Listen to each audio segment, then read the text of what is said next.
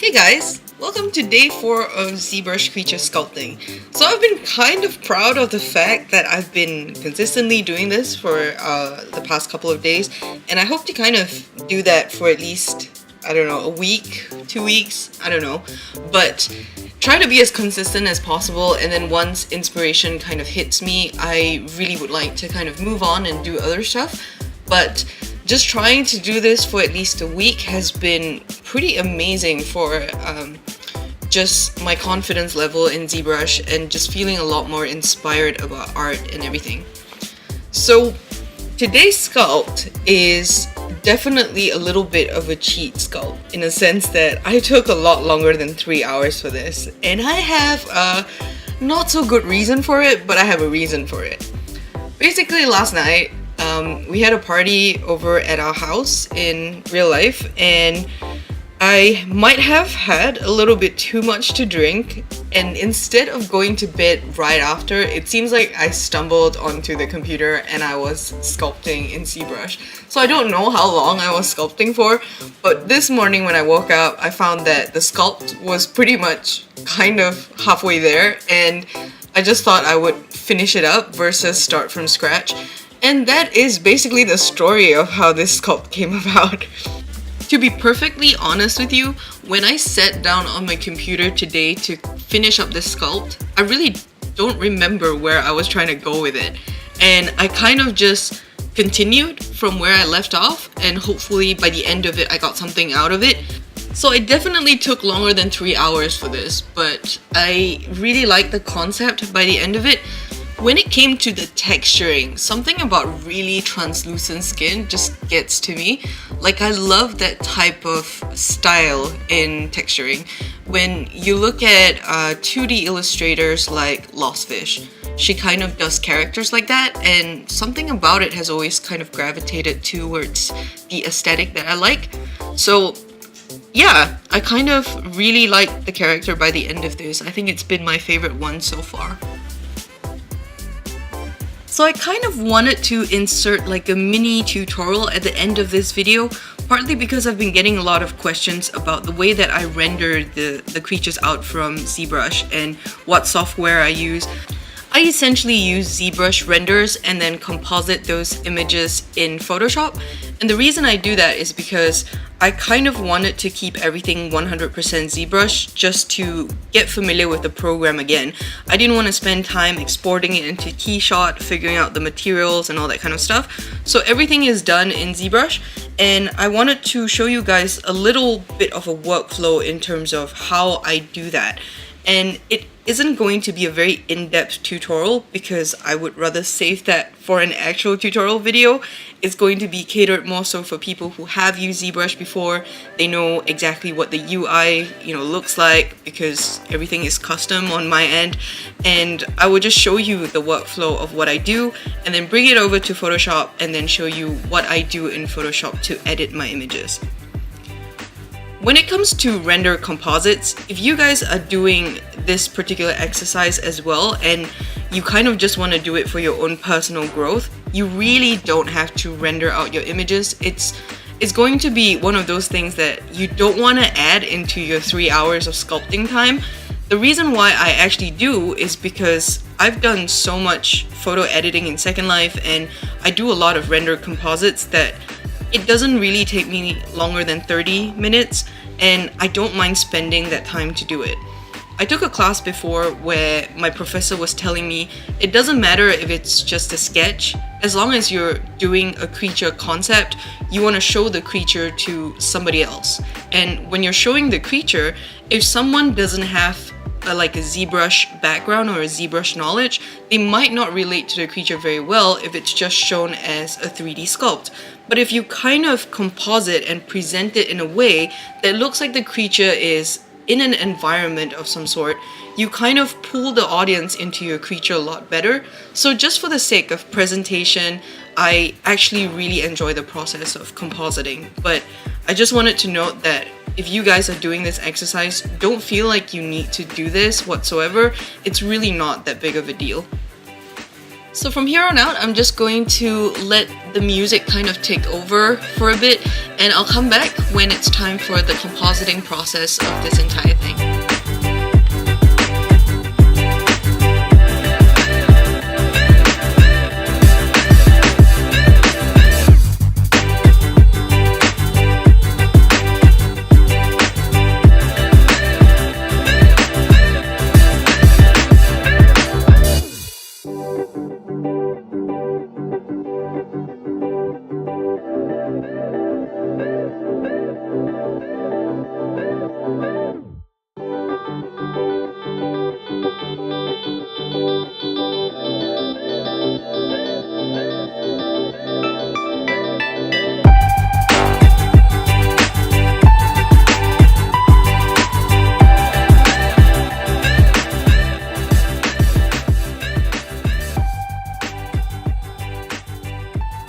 So we reach pretty much the area of my entire sculpting process where I start to think about rendering and compositing my images. So I want to take you guys through the steps that I take to do that, and I'm not going to go through like in super detail because it's probably better left for another tutorial. I just wanted to show you guys some of the workflow that I do, and hopefully it can help you if you're interested in doing any type of compositing whatsoever. So the steps that I take is I usually get my creature posed, I have all my painting in, and basically I will set up a bunch of materials. So if you go up to your materials tab, you can select whatever material that you want to use. There's going to be two types of materials you can use in Zbrush. One is a matte cat material and one is a standard material. And the difference is just going to be the fact that standard materials will react with the lighting in Zbrush, whereas matte cat materials don't really react to the lighting. So for example, if you use Reflect 3, all the specular details that you see here is not controlled by ZBrush lighting whatsoever, it's controlled by the material itself. So you want to set up all these different materials using modifiers, create your own matte caps, make your environment, whatever you want to do. For me, I've set up a bunch of materials that I tend to use again and again, and then I pretty much save that into my UI. So the next thing is you want to set up your lighting. So I'm going to pick one of those standard materials. In my case, I'm picking basic material 2. And then I'm going to go down to my light palette, or you can find it up top here. And this is where you can click this sphere, or the dot on the sphere, and just kind of control the lighting a little bit. And you can move the light around and see, how it reacts with your sculpt. So I want to set up a nice light source depending on the pose that I'm using. And then you can adjust the intensity of this, or you can kind of leave it alone. For me, I'm going to kind of get it to a standard. You can increase the distance as well. It's just going to cast a bigger light or a smaller light. And then I'm going to add another light, and you can do that just by double clicking that light switch. So now you're controlling the other light. So one thing that I want to show you guys is if you have this other light and you want to push it to the back of this sphere, all you have to do is click on it and it's actually pushed to the back. So I don't know if you can tell. I'm actually going to increase the intensity so you can see. Yeah. So now it's right at the back, and this is where you can kind of create a very nice rim light for your creature. And this is probably the lighting that I'm going to use. So now that we've set up the materials and we set up the light, the next thing that we want to do is actually render this out. So I have my BPR render kind of docked into my custom UI, but the way that you can BPR render is going to be under the renders palette. So render here. And then you can just go down to render pass, and then there's going to be a BPR button that you can click on, and it's going to render your scene out. So you can control the shadows as well. Usually for me, I increase the angle and the blur just so that my shadows aren't so harsh, and then I lower the global strength as well so that it's not a very dark shadow. So that's what I do. And then now when you click BPR, it's going to calculate for a little bit but you can kind of see how your final render is going to look like. So you can see that the shadows are being casted here, you can see how the light is reacting with your sculpt, and if you're happy with this, then this is what we want to go ahead with.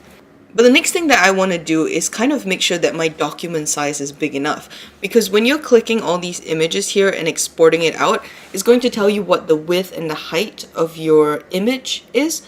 For me, I like to work with a really high resolution when it comes to doing composites, just so I have more image to work from. And you can do that by going up here to document. I'm going to dock it to the side as well. So now I want to create a new document. This time I want to kind of make a bigger size. So let's say 4000. So once I have that, I'm just going to resize my document and then say yes. And you basically have a new document in that size, but this is not what you want. You kind of, want to ignore this and just click Control N to clear out whatever that is on your document. So once you have hit Control N, you want to kind of go back to your subtool again. And for some reason, I kind of have to click and drag out a star every time, then click T to go into edit mode, and then just click on my other subtool. So that's what I have to do because I changed my UI a little bit. That might not be what you have to do. So once you have your creature set up again, you want to see where your document actually ends and begins. So the way that you do that is you click this zoom document icon, and then you kind of click and drag it out. And you can see, okay, so that is the boundary of your document, right? So now you want to kind of bring your creature into the document like so. I just want the full creature in view, and then I'm going to click actual, and you can see how big it actually is. So once you do that, you're ready to do your complete renders. So I'm going to go back to BPR render, or I have my button here and I can just click on it, and it's just going to calculate the sample sizes and stuff and then give you a render. So once you have your render, you can go down to these icons under BPR render pass, click on it, and then you can start to export this out. So I'm going to just export it into a random folder. And I'm going to export out everything else as well. So the depth, the shadow, the AO, and the mask. I might not use all of them. Most of the time I do, but I kind of just like to save it out just in case anyways. So now I'm going to kind of pick out different materials that I have set up and then do the same thing, just render it out. It's going to render a lot quicker once you do your first render. And then I'm just going to save out all these different images.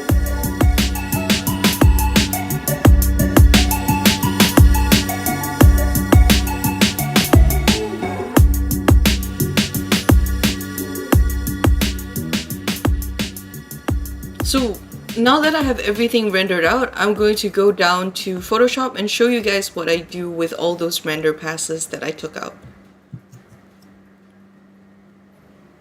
So here we are in Photoshop. The first thing that we want to do is load up all the different render passes that we got from Zbrush.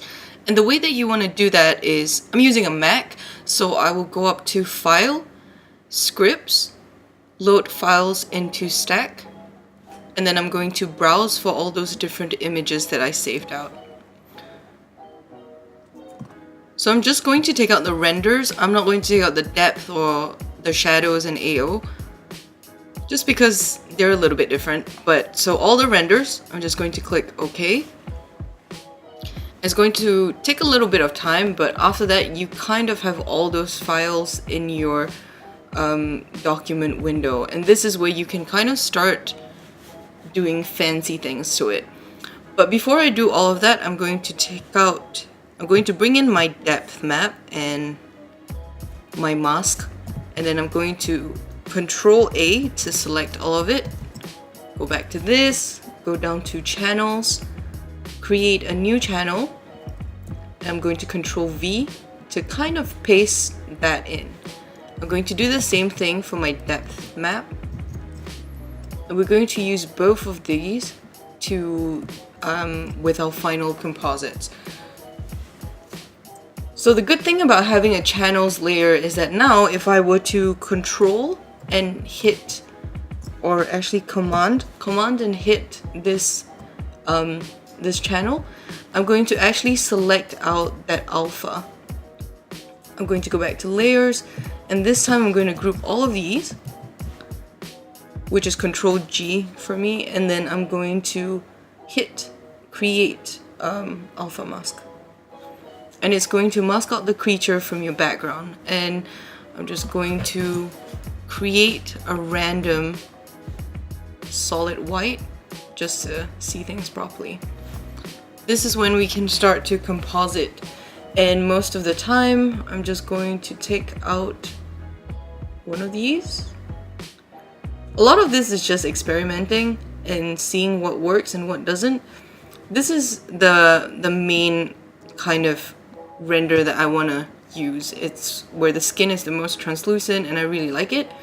And I like some of these other renders, but for different reasons. So for example, this one, if I change this to a screen layer, it's going to kind of grab out all the specular details that maybe this original material couldn't get. So that's really how I kind of mix and match things. And then if I want to control it even better, I can kind of create that alpha mask and then kind of delete some of the specs that I don't quite need.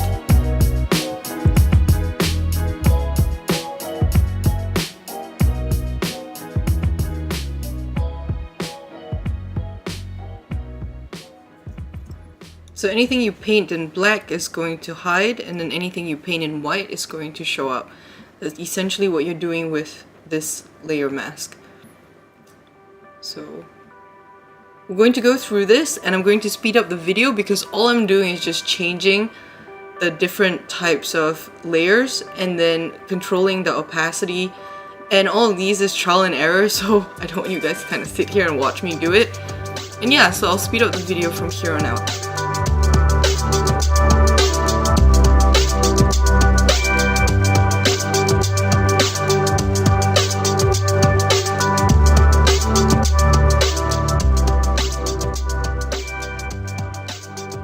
So once I have something that I kind of like, I also want to bring in my AO map and my shadow maps as well.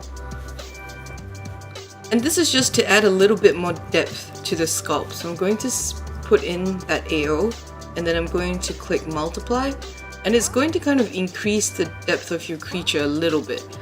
If you don't want, you know, like a black cast, you can go up to image, adjustment, hue, saturation, click colorize, and then you can kind of see that all those black areas are now colorized, and you can change whatever color that you want. So this is kind of where you get to play around with even more options for your creature. So like me picking green and me picking purple has like a completely different feel for the creature. So really kind of use this to your advantage, and you can explore more concepts using these kind of stuff. So I'm going to do the same thing with the shadows. The shadow is going to be a little bit more obvious when you do a colorize. I'm going to increase the lightness as well so it's not so harsh. Then maybe go back to a warmer color.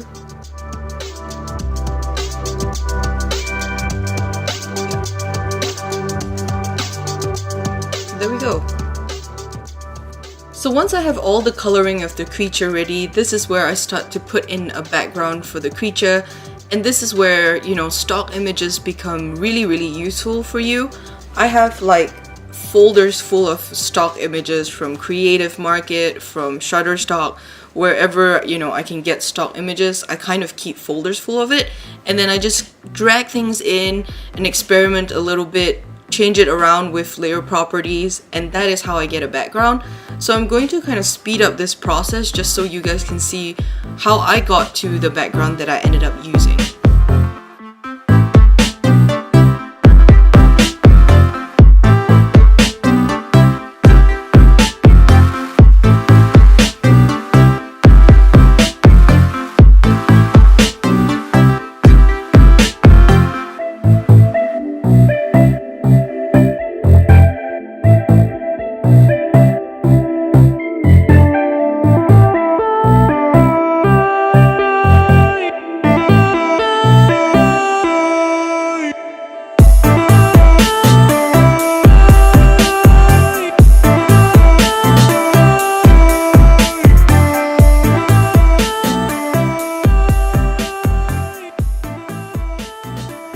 So once I kind of have a look that I like, what I tend to do is kind of do a little bit of editing as well. So I'm just going to touch up this image a bit using, so if I want to add light, for example, I would use an overlay and then I would kind of just paint in stuff. And remember that mask that we had for the creature? You can kind of just control click on that mask, and when you paint in all these additional lighting and stuff, you're not going to paint out of your creature, which can be super useful. So lighting mask is really useful for stuff like this.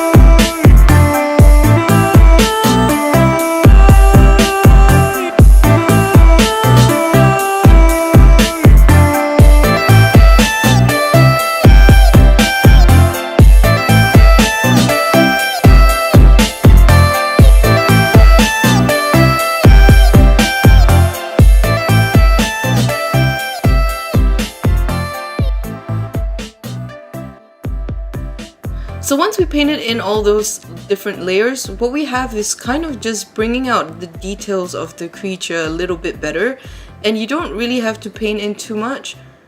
A lot of the times you kind of just want to do a minimal editing to really just bring out certain parts of the creature or kind of darken certain things, whatever it may be. Once you have that, I'm going to merge all of this down and I'm going to copy and paste that. And now we're going to add a little bit of a depth to it, and that is where the channel's depth map is going to come into use. I'm going to show you guys what happens here by zooming in. So I'm going to go up to filter, blur, lens blur, and then under source you want to select alpha 2, which is, you know, that particular depth map channel, and you can kind of see it a little bit now. That certain areas are kind of blurred out based on how, you know, how deep into the background the creature is. So if I were to increase this, you can kind of see where the sharpened areas are going to be.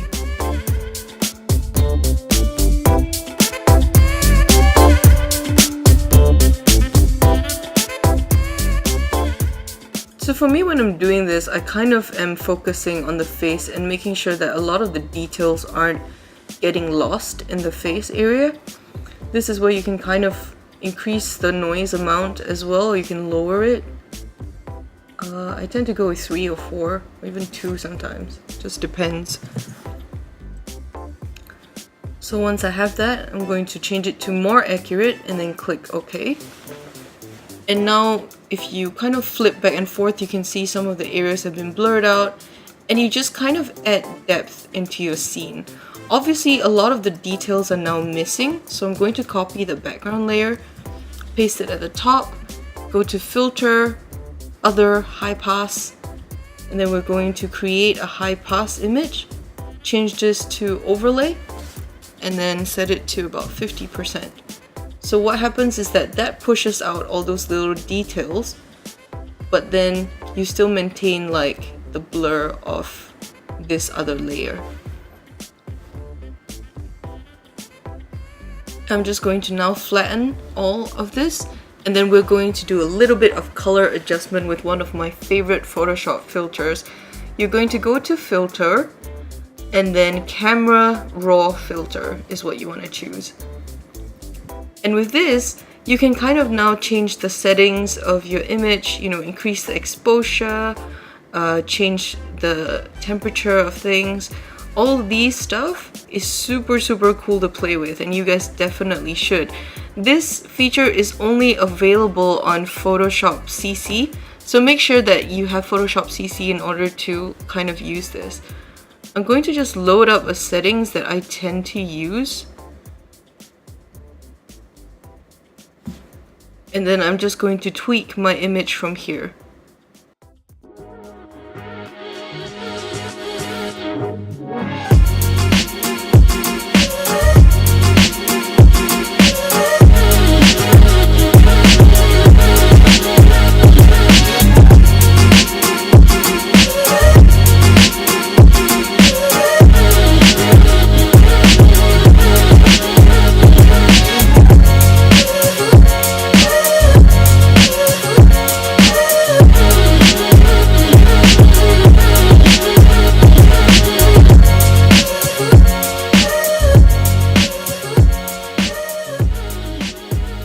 So you can see with camera raw filter, I basically was able to kind of amp up the colors and really just have very good control over, you know, how bright certain areas are and how dark certain areas are.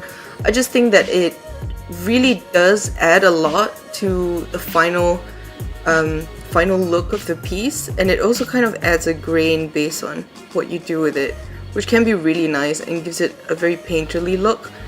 So this is basically what I do in terms of compositing my image. As right now, sometimes, you know, the image feels very static, so I might bring in, one second. I might bring in a dust particle like so, and then just put that on screen. And it kind of adds like a nice atmosphere to the image. You don't want to overdo it. Sometimes I do.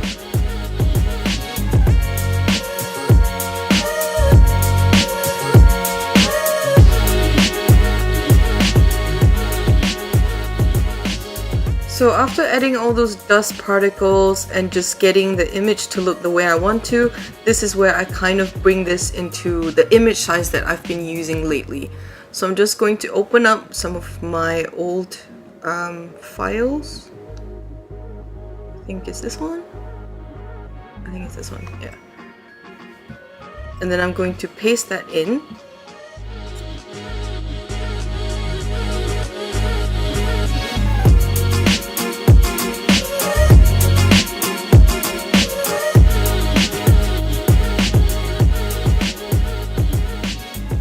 So once I have my image cropped out, I can pretty much close the other one. So I'm just going to close it and I'll save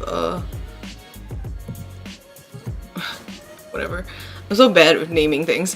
But yeah, so once I have this, I kind of do one more camera raw filter where I add like a nice vignette to it. So I'm just going to do that again. And you can either go dark or you can go bright, whatever the case is. I like to kind of darken one and then brighten the other so that you don't really lose some of those details that you might, but you still have a little bit of a subtle focus towards the middle. So once I do that, I'm going to use the sharpen tool to sharpen some of these areas. And that's basically the final composited image that I'll be using for this creature. So I hope that you found this entire process useful and you can see a little bit of how I actually post-process my images. If you guys have any questions, feel free to ask me down in the comment section and then I will definitely get back to you. Thank you for watching and I'll see you guys in the next video.